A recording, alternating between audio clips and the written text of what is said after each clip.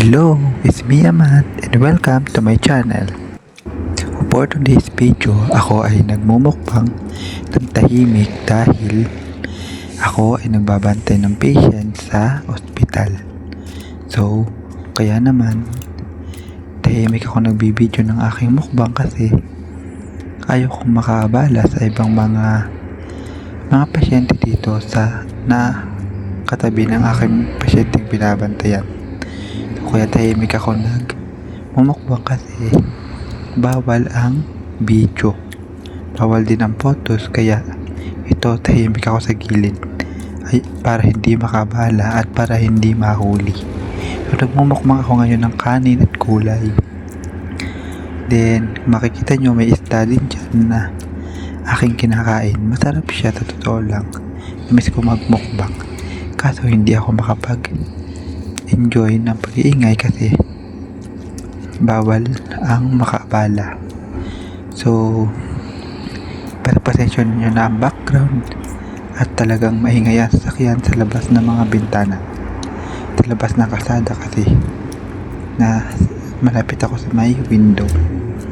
So masarap naman yan, nag-enjoy ako sa mga food and niluto yan mismo ng ate ko para sa pasyente namin. So ayan. So price, may price din akong binili.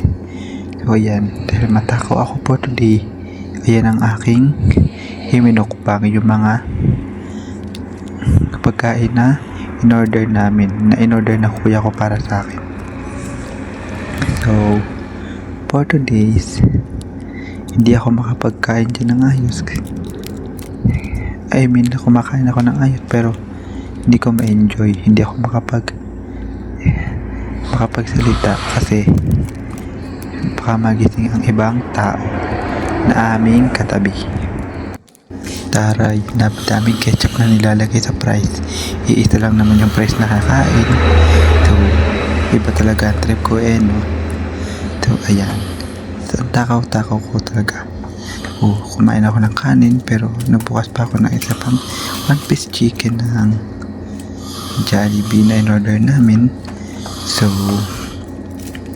dahil mag-isa lang ako ng babantay ng pasyente, kaya kinakain ko lang yung pagkain niya, pero hindi ko nakain yung pagkain ng pasyente ko. Syempre sa akin binili yun, kaya yun ang kinakain ko, yun ang aking minumukbang. So nga pala, hindi naman itong unang beses nagmukbang ako, pero ito ang first vlog ko na mukbang. Ay, kadiri, nilik niya pa talaga yung nasa takip ng gravy. So ang sarap. Kanin with chicken. So ayan. So si ate mo mataka, ayan, ang dami kinakain. So ngayon lang to, sa susunod diet na ako kasi magpapasukat kami ng uniform, kaya dapat hindi ako mataba kasi ayaw kong mataba ako pag nag-OJT na kami at lumabas ng school. So ayan, ayaw tumaba pero kain ng kain. Ate mo nahihiya pa yan kasi lumalabas yung ibang pasyente, tumatayo sila, kaya medyo nahihiya akong kumain kasi nasa sulok lang ako. Kinakabahan pa baka mahuli ng guard at ng mga nurses na nagbibideo ako ng palihim kasi nga bawal ang pag-capture ng video. Kaya dito ako nagmumukbang ngayon sa sulok ng ospital sa may malapit sa bed table ng aking pasyente. So ayan, ang takaw talaga. Akala mo yung na para bang isang buwang hindi nakakain. Joke lang naman. So honestly, ang sarap ng food nila. Naubos ko nga siya nang ako lang mag-isa, wala akong kasalo, wala akong kahati, kaya sulit lang yung pag-order sa akin. Isinulit ko na yung pag-order kasi minsan lang naman kami nag-order. And sa susunod, hindi na ako, busy na ako, dahil sa darating namin recognition. Kaya ayun, for the mukbang muna ako today, and uuwi din ako ng probinsya, kaso walang signal dun, kaya walang internet dun, walang wifi, kaya sinusulit ko ng pagbibideo para may ma-upload ako bago ako umuwi ng probinsya. Uwi na kasi ako bukas para paglabas ng aming pasyente. So, taray si ate mo, tuloy-tuloy lang ang pagkain. So, sarap na sarap yan sa manok.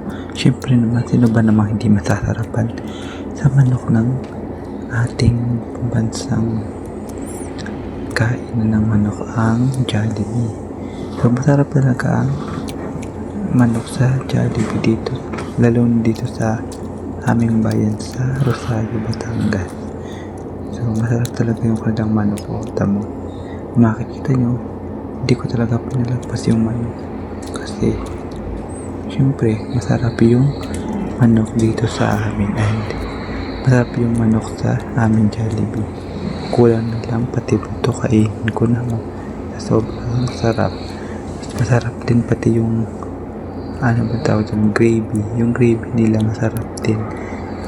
Tapos tumbasan pa ng mga spaghetti, minsan mga fries na ang sarap din naman. Hindi masasabing hindi masarap. So, kung tatanungin nyo kung bakit ako nandito sa hospital, ito is dahil may pasyente akong binabantayan, which is ang father ko na naka-admit ngayon dahil nabago ko yung ulo niya. Pero thanks God at hindi naman ganun kalala yung natamo. So, ini-admit lang siya dahil may mga findings na nakita na maaaring maka-apekto sa kanyang health. Kaya kaya kami ay andito sa hospital. So, kaya dito ako ginagawa yung aking mukbang video para nataka yun ay nililibang kong aking sarili habang nagbabantay sa aking pasyente. So, ngayon is kasalukuyan naman siya nagpapahinga at okay naman.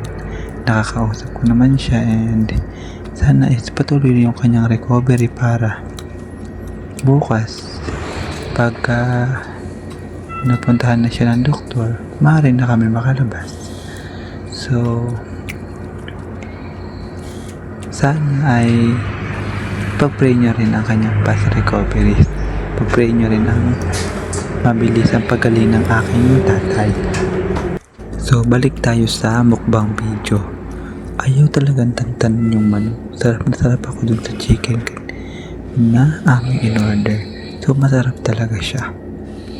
So, first time ko yung magmukbang ng ganito. Yung ang aking pagkain is kanin, gulay, and yung mga fast food na mga pagkain na in-order namin sa labas.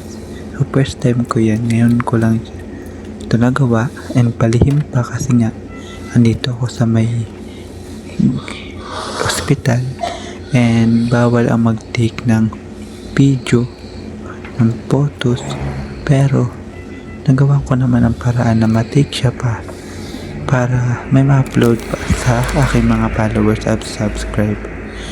So, ayun, price. Yung price, nilagyan ko ng napakaraming ketchup na maasim. Siyempre, maasim yung ketchup kasi napadami. Pero okay naman, masarap yung price nila. So, ngayon lang ako nakapagmukbang ng ganito. Mostly kasi minumukbang ko lang kanin, minsan noodles kasi mahilig ako sa noodles, lalo na sa maanghang na pancit canton, yung ganyan. Pero yung buldak maanghang din yun, pero hindi ko pa yun na-try. Kaya ngayon ang aking minumukbang ay ang pagkain na Jollibee. So, masarap naman siya at nag-i-enjoy ako habang ginagawa ang aking mukbang video. Sana i-supportahan nyo po ako sa aking mini vlog, and para marami pa akong magawang video na ganito. Sana po ay i-like nyo rin, panoorin, at i-subscribe ang aking video para marami pa akong magawang vlog. So, time check. It's already 11 p.m. So, 11 p.m. ako simula ng aking vlog and natapos ako ng 12.